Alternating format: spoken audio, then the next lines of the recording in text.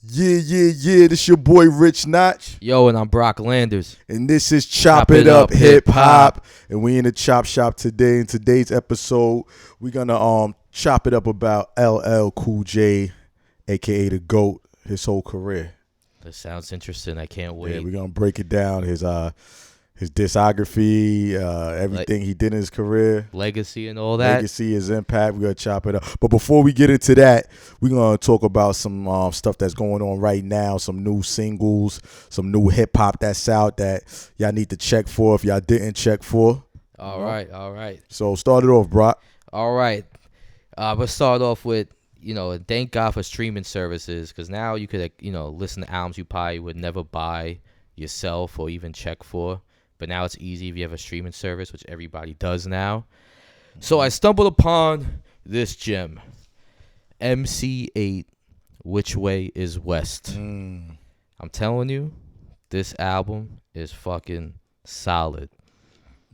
I heard a lot of good things about it, a lot of good reviews about it. I actually skimmed through it, and I like what I heard. Right? So you listened I definitely to it, like you told me, I was like, MC8. Right. Yeah, I was kind of leery about it, but it definitely shocked me. I was pleasantly surprised. I would say this. I will put up there with like a top 5 album, top 10 maybe of album of the year. This is really good. And I know people close minded and be like, fuck that. This shit's trash. Trust me. Just listen to it. Yeah, give it a chance. He got some beats by DJ Premier. That shocked me. He got a lot of features, the usual suspects like an Exhibit or Corrupt. He has a feature with Lady of Rage called Hot Cold. Fire. Rage had bars on this one. Yeah, that's one of them that I did run across, and I was amazed. I never knew Rage could spit like that. Oh, I was like, what? She bodied the track, like literally bodied the track. Like Rage went in. Definitely. Another standout track is For the OGs featuring Bumpy Knuckles. Okay. You already know Bumpy Knuckles. He always goes Bumpy in. Knuckles. I mean, the whole album to me was good. But those like the 2 standout tracks, I'm gonna say. Definitely check it out, man. All you have streaming service, all you have Spotify, Apple, Tidal, whatever. Just take a little time out and listen to it. Exactly. What about you? What have you been listening to lately? I ran across. I don't know if you heard Rhapsody new single, The Pain. Oh yeah. Fire. Yeah. Rhapsody goes in. Like as she always does. Exactly. It's nothing new. That's normal for her. But if to all y'all Rhapsody fans out there, check out The Pain. And for all y'all that don't know about Rhapsody, that's a shame. I suggest y'all check out The Pain. And also check out some of her old stuff, Beauty and the Beast, that's dropped in 2015, fire. She Got Game, that dropped in 2013, fire. Yeah. And you could check out actually her most recent project, The Crown project. Yeah. That was fire. It's EP, but it's 10 tracks. And The Crown, I'm telling you, y'all will not be disappointed in that. To me, she's one of the top MCs, boy or girl, in the game right now. She Definitely. Don't need shock value. She don't need diss records. Like the quality of her songs and the EP she puts together is by far better than a lot of shit out there right now. She said, "Now I'm dropping jewels like I gave up on marriage." She got bars. Yeah. She got bars. Let that sink in real quick. Like that's just a little something from The Crown. Like she got bars. Like the song with "I'm Gonna Miss You" featuring Raphael Sadiq, fire. Tina Turner, fire. The song "Mad," fire. Through With Him, fire. Like females, y'all will love it too. Like it's definitely an album that like females would definitely love. Definitely, it's Through With Him. Is that the song where she used the Martin sample from Martin Lawrence? Yes. That's fuck him, girl. Yeah, yeah. If you that's guys a standout track, especially the females. Yeah. Females will like that better than any Nicki song, whatever. Like, you're like, yo, she went in right there. Throwing shots at Nicki. Nah, I'm just saying, like, they only listen to her. You should listen to Rhapsody, and you'll probably have a different perspective on life. Yeah, give Rhapsody. Yeah, definitely. But so I've been listening to Rhapsody, The Pain, the new song. I know you're probably gonna think I'm bugging with this, but see, all right. Before I say this next artist I've been listening to. I like to listen to everything. I like to give everything a chance. I'm right. Open-minded. Hip hop. That's the beautiful thing about hip hop. Everybody doesn't have to be super lyrical to make a hot song or a hot project. Like we could go back in the days. You had like people like Digital Underground. They wasn't really known to be super lyrical, but they made great music. Yeah, Biz Markie, like, you know, the fun hip hop, that clown hip hop, whatever, like you want to call it. But I'm gonna say I was listening to Cardi B. She got a new song called Bodak Yellow. Really? In the car, you know, the money dance, whatever the song is hot. I know you probably never even hear it because you don't give stuff a chance. You real underground with it. You need to broaden. I'm not that underground. I mean, come on. I listen to Odd Future, and you don't listen to them. I listen to them. I don't like them. I know, but I'm saying I gave it a chance, but you don't give Cardi a chance. You heard her name is buzzing. You didn't even give it a chance. Give it a chance. I hear things. I don't know. I'll listen to this song because you're vouching for it, so I'll give it a chance. I mean, it's a good fun song. It's what it is. Like she kind of reminds me of a Nicki, but first of all, she's coming for Nicki's spot as far as hip hop goes. Like she's coming for that spot. But their style is kind of similar, but like Cardi's just more realistic. It's like this is her. Like it's not an act. You could tell like this is like what she really. This is how she really is, and it shows through her music. Yeah, she. I could tell by like when I seen videos of her talking and stuff. You could tell like she's not trying to front for anybody. She keeps it funky, ratchet and she keeps hood. That's what she is. It's ratchet music at its best. All right, so I'll definitely check for that. Check it out. Check out her mixtape too. That drop called "Gangsta Bitch Music Volume 2." And Bronx Season is a hard track on there. She got some stuff on there. Like her type of punchlines is like stuff like only time I hold my tongue is when I'm sucking dick. That was one of her that was one of her actual punchlines in the song Bronx Season. But that's what you gotta expect. Like I'm not listening to Cardi B to hear some mind blowing lyrical deep metaphors, whatever. But it's good. It's still good music. Shout out to my cousin Melody, who did tell me like, "Yo, give it a chance," and I'm glad I did. So yeah. Out. What else you been checking out? Styles P and Burner. Vibes. That was it was titled correctly. There was a good vibe to it. Yeah. You put me onto that too. It has a vibe to it. It's just that see, I think when they did that album, they actually that was their intention, just to have that cool, mellow vibe through the whole album. Right. So it's a nice ride out album. It's a cool, mellow vibe album. Like definitely worth the listen. It's a good vibe. Yeah, the standout tracks on there is I would say Turkey Bag, Know to Have, Pictures featuring Dave East and Joe Ski, and Fan First featuring Kiss and Chic. But it's a cool album. Yeah. And another new on the scene, Joey Badass got a new one, 500 Bins. Shout out Static Selector. Yeah, it's produced by Static. Fire is like a nice classic throwback feel to it, but it doesn't sound outdated. Fire joint. Then he got another joint called Love Is Only a Feeling by Joey Badass. Oh, yeah. Another good one. Check out for the Uncle Murder, On and On, featuring 50 Cent and Jeremiah. A great summertime song, like a great summer feel. You know what I mean? I didn't hear the that. The ladies are gonna love it. I played it for you that night. Yeah. Okay, it's a good joint. It's a good joint. Yeah. And last but not least, a new artist named Junior. I got to hear more from him, but he got a song featuring Dave East called "Blowing Gas," and it's a short song, it's only about like 2 minutes and change, but it's a good song. Oh, okay. By Junior featuring Dave East. 2.5 minutes. Sounds like half of Jay-Z's 444 album. That's not a shot. Yeah, you're throwing shots at Jay. Right. That's not. But yeah, that's all the new stuff. Anything else new? No. I think that's it. Yeah, that's it for the new stuff. Yeah. All right, so now let's get into the GOAT, iconic James Todd Smith, rapper / actor / businessman. Like, this guy's done a lot. Grammy host, I think. Yeah, Grammy host. Did he ever win any Grammys? Oh, for sure. I think he won a Grammy for Mama Said Knock You Out. I'm pretty sure he. Classic. Yeah. I gotta do the research on that, but. All right. So so we're gonna start off with his discography, his catalog, his music catalog, and taking it back to the beginning, 1985, the album Radio, 11 songs. See, all right, well, before we get into the discography, this is real quick. Me and Brock always had this conversation. Yeah. This is my problem with LL. You've been in the game since 1985. You have about 14 albums, I would say, under his belt. 14, 15 maybe. He has a huge discography. Yeah. Now, you're looked at as a legend, which you are a hip hop legend. I'm not taking that from you. But when you name yourself the GOAT, the greatest of all time, it's impossible for you to name yourself that for the simple fact LL's albums, he always have singles. I'm trying to be respectful, you know what I mean? Because he's a legend. But I'm gonna just be truthful. The albums aren't good. LL doesn't make good albums. Okay. The whole body of work is not good. His albums, besides maybe one or two. He has a few. But what people don't realize, he was always popular because he had hit singles. But now all you LL fans are probably flipping out.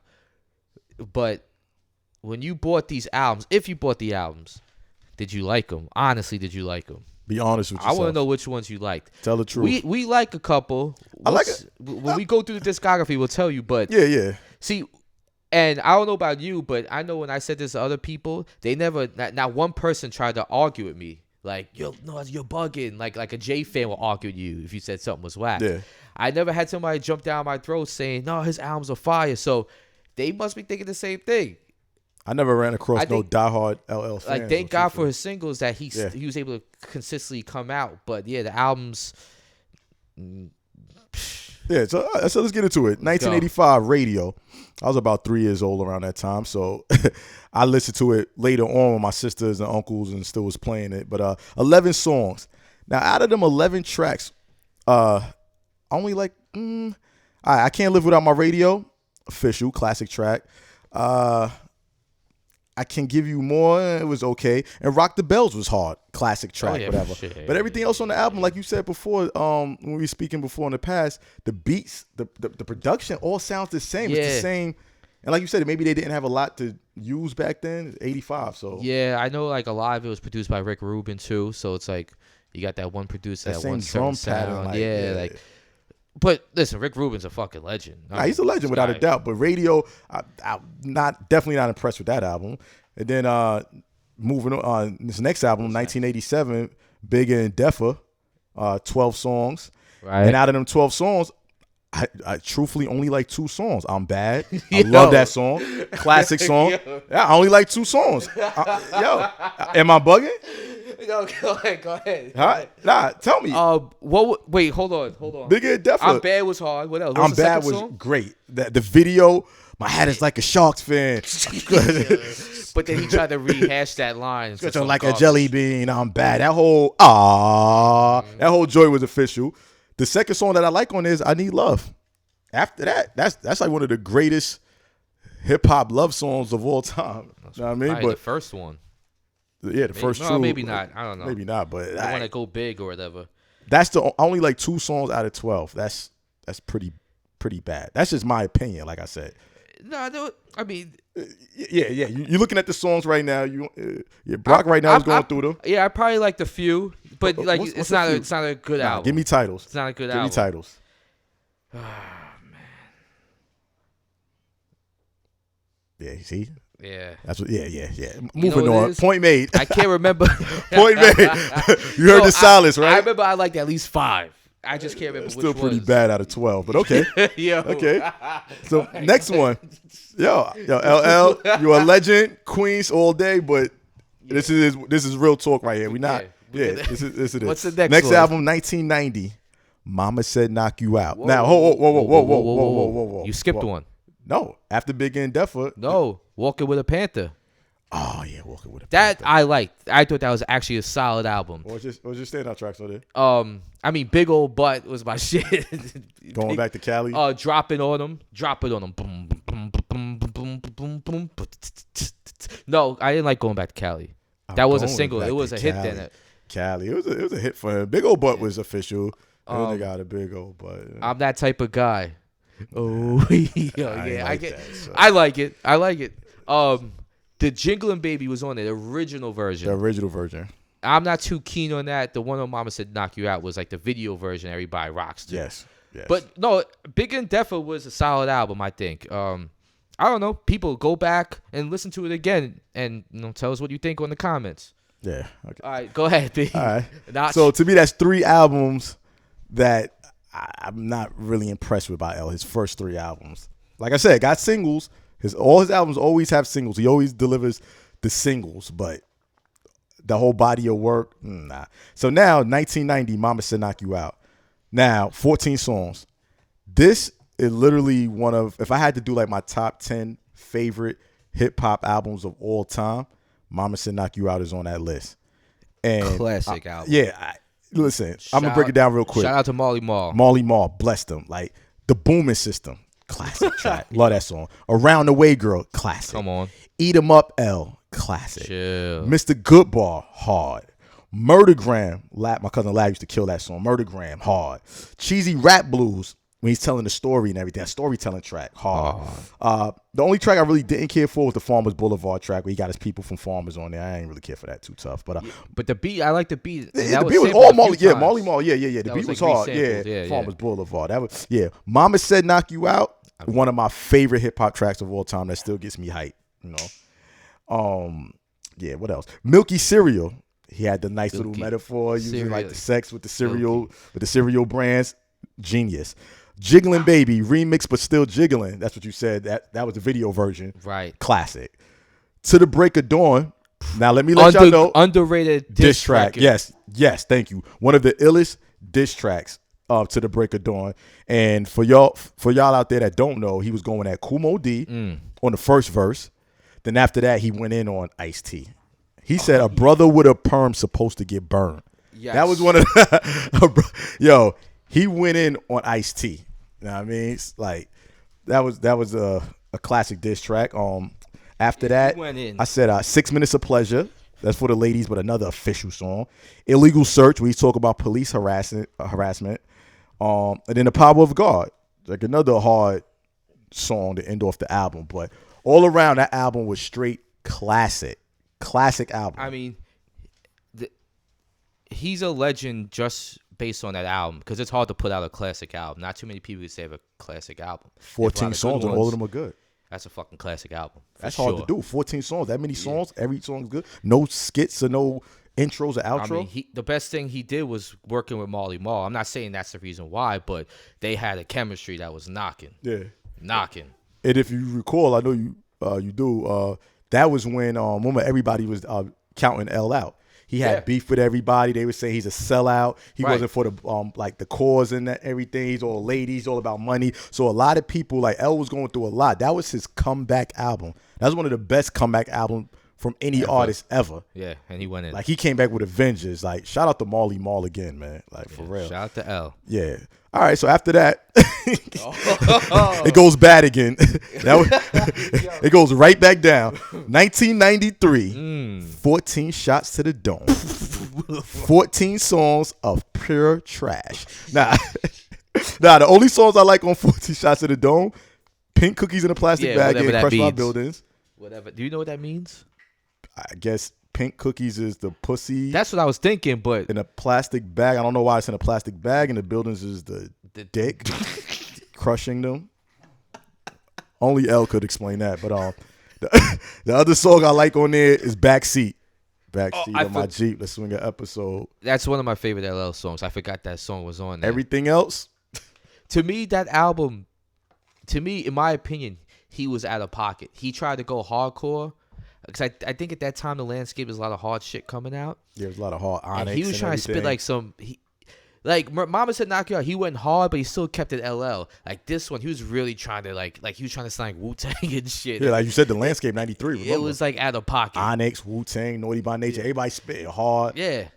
And like his first single, people say I'm coming. Oh yeah. He was trying to go extra hard. He was talking gangster talk. Like, come on, L. We don't know you for that. So. And you know what's funny? Like, I remember the album being really bad, right? So I was like, you know what? There's no way it could have been that bad. Let me listen to it again. Mm-hmm. It's like a few months ago I listened to it again. And it was actually worse than I remembered, man. I'm sorry. It was worse. It's a bad album. Go ahead. Bad album. All right, moving on 2 years later, 1995, Mr. Smith. Now, Mr. Smith, another album I didn't care for. Like I always say, he gives you a few singles. So the singles on Mr. Smith, I like. Makes it so. Was Hey Level was okay, featuring Boyz II Men. Doing It, classic. classic track doing it. I Shot Ya, the version by himself on the album is terrible. Terrible. Same beat, but it's just L spitting. Then they got the version on the album too with Foxy. Who else was on there? Keith Murray, Prodigy, Fat Joe. They all went in. Classic. And L verse, he went in at the end. Like he needed them on there for him, I guess, to step up his bars. But everything else from that album, I mean, that was about it on that album, Mr. Smith, that I like. I mean, Make It Hot was okay. Make It Hot, that was like the first song. Yeah, that was all right. No Airplay was okay. I really wasn't impressed with that album. There's a couple of songs on there. House of Hollywood, no. That was no. Lounging, the original Lounging. No, the original remix. Lounging is on Mr. Smith. I didn't like. I like the remix in the video with Total. Yeah. Classic. I love the remix, but that wasn't on the album. Yeah, it wasn't. So unfortunately, it doesn't count. And 2 years later, it gets worse. 1997, Phenomenon. It's Phenomenon. The single was trash. Phenomenon was trash. The song. Yeah. That was a terrible song. Wasn't. The album's, I mean, 4321 saved it. 4321 was the only song. That's our mascot in the back. You know what I mean? Chips. You wildin'. Chop it up, Chips. Chop it up, Chips. Yeah. 4321 with Meth, Red, and DMX. And Cannabis. Y'all already know the history behind that, the whole beef and everything. Yeah. But that was the only song. Yeah, that's the only song on that album I like. The reason why, I mean, I don't like the album because I don't like the songs, but what makes it worse, it's only 10 songs. And you're trying to say... And 9 are bad. Yeah. And the one song that is good, it's not even him by himself. Yeah. It's you got a bunch of help, all-star cast. Like, if you do like a 10-song album, it should be, decent at least. Terrible. All right, moving on. 2000. Yeah, still gets bad. Yeah. 2000. GOAT, the GOAT album, greatest of all time. Actually, this album was decent. Yeah, actually, this album was one of the decent albums. I like the intro. He went in on the intro with the Capadonna beat. Oh yeah. With that Capadonna beat, he killed that. Imagine That. That was a single. He had a video for Rock Wallow on the beat. Yeah, that was okay. Imagine That. It was all right. Forget About It, featuring Meth, Red and Meth again. Red, Meth, and DMX. I like that song. Yeah, definitely. Forget About It. That was definitely a hot song. Yeah. You and Me featuring Kelly Price. That was a decent song too. Okay. He had a video for that. And so, to me, the hardest track on that album is Queens. Queens is featuring Prodigy. That's the hardest song on that album. And didn't Havoc do the beat? I believe so. I think he did. That's the hardest song on the GOAT album. All right. R.I.P. Prodigy, man. But that's the hardest song on that album. And like I said, that album was decent. So far, starting from 1985, we got a classic Mama Said Knock You Out album, and we got a decent GOAT album. So far, that's not good. But moving on, 2002, the album's called 10. 15 songs. And out of the 15 songs, I like Love You Better. Love You Better was hard. Yeah, Love You Better was hard. That was a single. I like Paradise featuring A. Marie. That was okay to me. That was a good song. Maybe because I used to like A. Marie back then. I mean, maybe I'm just... She had 2 hot singles, I tell you that. Her career could have been better. But anyway, yeah. 10 Million Stars. That song was hard. That was the last song on the track, 10 Million Stars. So out of 15, 3, terrible album. Now moving on, 2 years later, 2004, The Definition. 11 songs. The single was Headsprung, which to me is one of the worst songs ever in hip hop. I hate when it used to come on in the club. Headsprung, I used to immediately leave the dance floor. I hate that song with a passion. How can you say that? Timbaland did it. Oh, God. Headsprung is irritating. I think Timbaland did produce most of that album. The whole hook, Headsprung, wanna get your head. It's Big L.A. Big L.A. Yo, that shit is terrible, man. Like Headsprung is terrible. He had a song on there called Hush that I did like. One song. So basically Hush. One song out of 11. Yo, that brings back memories of the cafeteria. Me, you, and Larry. Oh yeah. They used to always play Headsprung. And some bros talking reckless out direction. Larry's like, "Hush, shut the fuck up." Yeah, I'll never forget that. That was the song with Neo, right? Was Neo with the Hush song? Could have been. I don't remember. Hush was good though. I like that. But that's only one song or two on the Definition. 2 years later, he comes out with Todd Smith. Oh. 13 songs. You want to know how many songs I like out of 13? You want to know the standout tracks? Please tell. 0. None. Come on, you got like one. 0.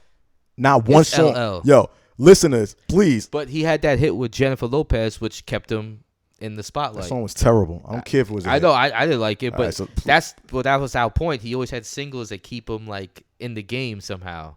But the 0 songs. I don't like. Yo, Todd Smith was a terrible album. I don't remember any songs I like on there either. Terrible. After that, 2 years later, Exit 13. I didn't think we were gonna get here. Okay. Exit 13, and at least I like 3 songs on Exit 13. One of them was Baby featuring The Dream. Okay. That song was hot. The intro was hot. Belt Ready for War, whatever. And there was one more song. I just can't remember what it was. It was to me, the song I liked on it was called. I think it was Re-Rollin'. He used the same beat remember that rapper Boss used, the chick from like Detroit. She was from Detroit. But she was acting like they were promoting like West Coast, but she was from Detroit. Oh, okay. That song Deeper and Deeper. Yeah. He did a song on that beat, but I know the last episode we talked about fans fronting because they like the artist. Go ahead. I think you had a moment. I think you had a little moment. Not severe like fans. You didn't say it was good. You just kind of like brushed it off. I got caught up in personal feelings. Not like I was a big L fan, but I was rooting for him because there was a lot of hype around this album. Exit 13, his last album on Def Jam, 13 albums. He's gonna leave. And at that time though, he started messing with 50 in them. And they dropped some street songs that were fire. Yeah. But none of those songs made the album, and I guess he just stopped messing with 50 when it came to actually putting the songs on the album. Actually, he had one song with 50 on the album, but it was terrible. Was it? He had one song with 50 on the album. Well, one day, Notch comes over my crib, brings some CDs, for me to burn, and he had Exit 13. I was like, oh shit, yo, how is it? I was hyped too, and as you guys know, as listeners, you hear how good he articulates albums, and he drops it down to a science. Every point, gives it a grade. I go, yo, P, how's that Exit 13? He goes, 4 words. He goes, it got some joints. It got some joints. So at the time, I totally overlooked it. I was like, you know what? Maybe he really didn't listen to it, just breezed through it or whatever. I'm like, all right, thought nothing of it. I burn it. I go into work the next morning, listen to it on the train. And I went through the whole thing, and I was like, wait a minute. I didn't hear anything. Well, actually, you know what? The first song was hot. You ready for war? I was like, oh, I got hype. After that, I don't know. All of a sudden, my iPod stopped playing, and I'm like, I didn't hear anything I liked. I was like, maybe it's because I was reading the newspaper. Because I didn't want to believe it. Even though we kind of knew, he didn't make too many good albums, I listened to it again. And I was in denial. I was rooting for him. And to me, it was so bad that I was mad. I never got mad listening to an album. Actually, I did a couple times. And I was like, yo, this fucking album is trash, man. What's he talking about? Got joints. So I listened to it a third time. Now I'm listening to it till I started laughing at it. So I started listening to it for comedic purposes. But then I called him. Like, yo, man, Dodge. This album is fucking garbage. What do you mean it has joints? He just started dying laughing. He knew. I was rooting for L. I had faith. To this day, I'll never let up on him about that. And want to take it back to the 90s? Oh, that song. Yeah, y'all want to wild out? You want to take it back to the 90s? Oh, ha, ha, ha, ha. They're laughing. Get busy, y'all. Yeah, he tried to have a political song on there, too, some conscious song, remember? He tried to have some Star Spangled Banner. Star Spangled Banner. He tried to get deep. L tried to get deep. He tried. So to this day, if we hear a bad album, we go, is it Exit 13 bad? That's how we run a joke. Yeah. Even though he had albums worse than Exit 13. He had albums worse than because like you said, Todd Smith had 0. This one we like at least 2 or 3 on Yeah. But it was just the whole story behind it why we point that one out. Yeah. All right. And then after that, he dropped Authentic. And that's another album where I don't like no songs on it. I didn't like any songs. Authentic, 2013. A lot of y'all probably didn't even heard about that album, but I think that's the only album he ever put out that actually didn't have a hit single that kept him popping. Yeah, because I don't remember the single from there. No. I think that's the only one. Every album had something that kept his name there and generated sales. Yeah. And like when you listen to, see, this is another thing real quick, getting off topic real quick. To the listeners out there listening, make sure you listen to music the right way.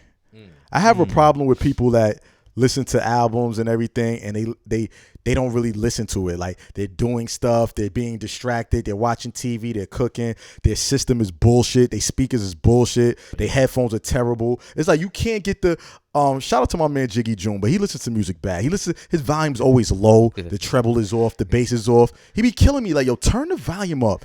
Like, really listen to music. Like what Jay said, do y'all listen or do y'all just skim through it? Like, listen to really understand and appreciate it and have a true valid opinion. Because a lot of times people, I have debates with people and they be like, nah, I don't like that. Then they listen to it again. They really listen to it. Oh yeah, I like it now because I really listened to it. So the first time you're like, what was you doing? You know what I mean? But yeah, I just had to make that point real quick. Even though you can listen to Todd Smith on the greatest system in the world and it's still terrible. And you can listen to Exit 13 on the greatest system in the world. It's still going to be bad. But yeah, I just wanted to make that point about the music. But now, like, getting to like LL, like we still on LL right now. Career wise, this is another problem I have with L. Who has he ever tried to break? Artists. He never tried to bring nobody like who he never like every artist that been in the game that long, big ass. That big in the game, usually try to bring out an artist, try to break somebody. Like, you're from New York, you're from Queens, all the talent out here and everything. You've been in the game since the 80s through the 90s. I never heard about L trying to break an artist. You're right. Everybody had like their crew or artists at one point. Yeah, it might not have worked out, but yeah, I don't think he ever had. I remember he had the Rock the Bells Entertainment, but there was never any artists. Exactly, like Rock the Bell. Yeah, he had. Was it a label? Just an entertainment thing. It was supposed to be a label, but you can't have a label without artists. Kind of like Ill Will, but at least they had Braveheart. At least they dropped the Braveheart over Ill Will Records. And like I said, he had like Nate Sean. Like he had like I said, it didn't always turn. But at least he tried. He tried. Yeah. Like every artist you could think of, damn near, that been in the game that long, to that stature, that big in the game, tried. Like, right. L, like, what's going on? Like, I don't get that. Yeah, that's And another thing that's a little mind boggling to me is he's from Queens. He did tracks with damn near every other Queens artist that big, right, from 50 to Mobb Deep to Noriega to Ja Rule to Run DMC. See, he did tracks with all these Queens, big time Queens. He never did a track with Nas. I always found that odd, especially in the '90s when L still was like popping. He still was relevant. Right, Nas was popping. Like, how y'all didn't link up and do a track together? That's a very good question. Well, because L, he thinks he's the best. He probably didn't want to do a track with Nas because he knew Nas was like threatening or something. I don't know LL, but yeah, I don't think he would be threatening. But I think he's up for the challenge. But what other reason is there if to not do a song with Nas? Did he ever do a song like Big? Never did a song with Big. Yeah, like why didn't he do any songs that heavy hits? You ever do a song with Jay? Nah, everybody know they had beef though for the longest. Yeah, but I'm saying like that's big well time known. People. He never really. Yeah, because they got problems, but I never heard about him having problems with Nas. What about or Big? I never heard. So, but maybe that's and I heard. But see, I heard Nas shot him out in interviews, like pay homage to L. So I always that's just things that as a hip hop head I always found odd. Like paperwork, why they never did. I mean, nobody cares now, but in the '90s when L still was like really, you know what I mean, a name. Like why never did a track with Nas or had Nas on one of them like all-star tracks. That would have been ill to hear too. Yeah, but yeah, but besides that, what do you think his impact when it's all said and done on hip hop, like L? What do you think like he brought to hip hop that he will be remembered for? His stamp on hip hop. Definitely lyrics. I mean, definitely hits. He's a hit maker. Definitely charisma. Sex appeal. I mean, he was one of the first. Sex appeal. Just like a superstar like persona. Like he wasn't just like an ordinary rapper. Like he had just special thing about him. Like and it's the hits. It's the hits. It's the Hollywood, being an actor, being successful at it, just being like a superstar in its own right. He was just a superstar pretty much. Another part of his legacy, because to me, being an MC and being in hip hop, to me, your stage presence or your stage show is very important. I think that's a huge percentage what makes you a real MC. And I'll tell you this right now. A few years ago, me and my wifey went to Aruba, and it turns out the weekend we went, they had like a festival there called Soul Beach Music Festival, and LL was one of the headliners. And I was like, "Yo, we gotta go see LL." You know what I mean? She's like, "Yeah, she's with it." I'm like, "That's just romantic," And the concert was literally on the beach of Aruba. That was one of the best shows I've been to. He tore it down. And that's one thing I always heard. He was a really good performer. I heard I never got the privilege, the chance to see L perform live, but everybody I know that did says the same thing you said. Like he's a great performer. So I know I said a lot of negative about the albums. Y'all probably think I'm a L hater. It's not. It's just I came off like by that. Exit 13 you're not. You got some joints. I tried to root for that, but so that's definitely he's a great stage performance. I like the fact that he was never scared of a battle. He never backed down to a battle. He actually baited Jay a couple of times, but Jay didn't take that. Jay didn't fall for the trap to bait, which kind of had me thinking like Jay kind of knew like Jay didn't want to risk it with L and everything. But then I heard a story. I don't know how true it is that back in the days, Jay used to try to battle L, like come to the clubs in New York, and try to like challenge him. And L at the time was like, "Nah, like get out of here. Like I ain't got time for you." Oh, wow. So now when the tables turn and like Jay's the bigger artist, cause L's still big, but Jay's the bigger artist, and now when L was trying to bait him, especially when he got down with 50, 50 was amping it up. Like Jay didn't even like. You know what I mean? The only line Jay said was that Billy Goat line. Yes. So up next to Billy, whatever. Like he threw a little jab at L, but he wasn't going for that. But I still like the fact that L never backed down from a battle. And one thing I will say that's kind of negative towards L, I do though. I'm just being honest. I think he lost that battle to Cannabis. I do too. The only reason he won because the powers that be, he's bigger, more powerful, whatever. But if you compare second round knockout to, what was it, the Ripper Returns? Yeah, Jack the Ripper Returns, something like that. Second round knockout was a better record. The Ripper Return was good though. Don't get me wrong. It was good, but the reason why I like second round knockout better because those was like straight original rhymes, and he just murdered L. Pretty much all L did was a rebuttal. He just like tried to take what Cannabis said and flip it. But the rebuttal was kind of hard. Some of it, but like I said though, but he didn't come back with nothing original. He said 99% of your fans don't exist. Yeah, but that was the whole song. He just like took his rhymes and flipped it. Like he didn't have nothing original. But in his defense, so Cannabis was a nobody at the time, so you don't know nothing about him to come out with original shit. Yeah, it's kind of hard. But I mean, that Cannabis, so you can't take away what he did. Like he just second round knockout was hard. Definitely a hard song. So so in L's career, then when he went to movies, see this is my thing. I think his career took a major turn when he first did the TV. What was it, In the House? Yeah, he took the Will Smith route, and I don't think the show was all that good. But once he got to Hollywood, that was a small move to stay. That was a small move, the Hollywood move, I think. It was small for him. I mean, look at him now. Yeah. And it's not like he was on a hot streak, like you said. He didn't have a hot streak of hot albums. Hot singles. He had hot singles. And he kept continuing to do the hot singles. So I don't think the going to television and movies really fucked up his music.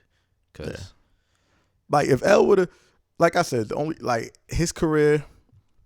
Everybody got flaws. So everybody got flaws, but he got a lot of flaws when it comes to the albums. But he had it locked down. Like it was a time where he could have, to me, continue to have it locked down for a while because you have the ladies, and then you still have the fellas that respect you when you just spit. Yeah. But when you did 14 Shots to the Dome, you try to get on some gangster stuff, and you only had like one lady song or kind of two lady songs, Backseat of the Jeep and Pink Cookies in a Plastic Bag. That was your, I guess, lady songs, which was, I like the songs, but all that other tough gangster, I think that's what kind of really, he took a turn for the worst music wise. Yeah, that 14 Shots of the Dome album. Yeah, that was pretty bad, man. Because that was after Mama. Come on, after Mama Said Knock You Out, that's what you put out? I know. And then another question I always ask myself, why wouldn't he keep messing with Marley Marl after y'all chemistry was so great? Yeah, definitely, because it wasn't like Marley Marl got whack. You know, like Marley Marl to this day produces good records. A lot of artists do that though. It's like they do such great work with a producer or whatever. Then it's like, okay, now I just want to go on my own. Like some of them did the RZA. Like you notice the best out of the solo Wu albums, who kept it going pretty good was Ghost, because he stayed with RZA. Yeah. Iron Man, Supreme Clientele. He stuck with RZA. The third album, I think, too. Well, even though Supreme Clientele, RZA did probably like a few beats, but RZA had his hand on everything. Like them together collected beats from people and then worked on it, like kind of like what Puff does. He gets other people's beats and they work on it. But like you said, he had that mastermind behind him, like guiding him. And Supreme Clientele is a fucking classic. Yeah. But yeah. Like so I never understood why LL didn't get back with Marley Marl. Yeah. Because that's by far is his best album without a doubt. Can't nobody tell. That's one. That's one topic where I'm not gonna say everybody got their opinion. That's his best album. If you tell me Walking with a Panther or Radio or one of them other albums is his best album, you're one of them old people that's really stuck in the past that just can't get out the 80s. Because Mama Said Knock You Out was his best album, and to me, one of the best hip hop albums ever. I'm dying to get that comment that Exit 13 was his best. I want to shake that person's hand. Yeah, that's just somebody that just wants to hear themselves. They say that, but they just gotta want to hear themselves. One of the Mark Gill type people just say dumb stuff to say it. But yeah. So now as we move on in future, Max, and you this question, Brock Landis. Yes. Are you really interested or looking forward or curious at all in a LL album, new LL Cool J project? No. And why you say it like that? Because I'm not. I mean, I can't sugarcoat it. I can't be PC. I'm not. But I'm gonna say this. He put out enough. I'm happy. If I am interested to see him live again, I'll tell you that. I mean, but you're not interested in hearing no new music by the GOAT, LL Cool J, listen, the legend from Queens. Put it like how you always say, stick a fork in him. They done? He stick a fork in him. Oh, so you putting him on that stick a fork in him list? You giving him an award? I'm gonna say, but listen, I don't need new music from him. He's been around since 85. Are you giving him the stick of? Are you saying that right now? I'm doing it. Everybody's hearing it. So you saying stick a fork in LL? He's done. I'm saying it. Not saying lyrically, but I just think his taste in like producing the album is long gone. Like, God, like for him to have a successful album, somebody really needs to like humble him and take over everything. You just write the lyrics. I'm picking the beats. I'm picking the direction. The hooks. Because I don't think he could do it anymore. Yeah, the hooks. Just write the verses. That's it. But he's too big headed for that to ever happen, and that's why I'm saying stick a fork in him. All right, so that's our first stick a fork in him award handed out. There's gonna be more to come. That's the first, but believe me, it's not the last. There's a couple of artists out there that we're gonna save for future episodes. Well, answer your own question. This is the answer I'm gonna give. I'm not. Listen. What you just said, I agree to a certain extent. But see, you basically what I'm about to say is what you just said. I say if he gets a producer, because they say he's supposed to work with Dre. I don't think that's going to be the one to do it. They say he's supposed to, next album supposed to be Dre. It never works out. I say if he gets with a producer like a Ninth Wonder. Okay, that's not happening though. Why wouldn't it? Anything's possible. All right. It's not a Ninth Wonder. Maybe a Just Blaze to produce a whole LL album. I think he could actually put out. I would be interested in that. All right, so how you going to stick a fork in him? Because stick a fork in him means ain't no way possible. He's done. Wrap it up. I mean, throw it away. All right, I see what you're saying. All right, I'm gonna say this definitively though. If he comes on the album, am I hyped for it? Definitely no. Okay. Definitely no. I'm gonna still say stick a fork in him. Hey, you know what's funny? Stick a fork in him. Yo, I don't care. And I seen he tweeted not too long ago, like talking about. It made me laugh when I seen it too. talking about today's rap game. He's like, don't make me come out and drop an album. I was like, yo, I started stop dying. it, L. I was like, keep doing the karaoke show. The karaoke show we got. I can't believe keep doing that. Dancing with the whatever. First thing I thought of was Exit 13, man. But he was like, he said something like, today's rap is something like just. He was bashing him and like, don't make me have to come out and put out an album. I was like, yo, please don't. Yeah, just stick to what's that show? Lip Sync, whatever. Yeah, Lip Sync Battle. Yeah, Lip Sync Battle. I'm hoping, you know what? I'm hoping he hears this and it gives him some motivation. I hope he proves me wrong. He but I think probably he's thinks, done. "Oh, the fuck are these fucking idiots?" Yeah, he probably be like, these idiots don't know nothing. Who the hell are they? They only got how many followers, views? We did break down your career pretty good though. So yeah, I think we did. Don't say who we. And like I said, you don't got to prove nothing to us. You don't got to prove nothing to anybody else. At the end of the day, you don't have to make another album in the rest of your life. Well, if he feels like he has nothing to prove, then don't come out with an album. Then I feel like if you come out with an album, you should have something to prove to your fans and exactly. Yeah, so then don't come out with an album then if you have nothing to prove. Exactly, but yeah, so he's getting to stick a fork in him.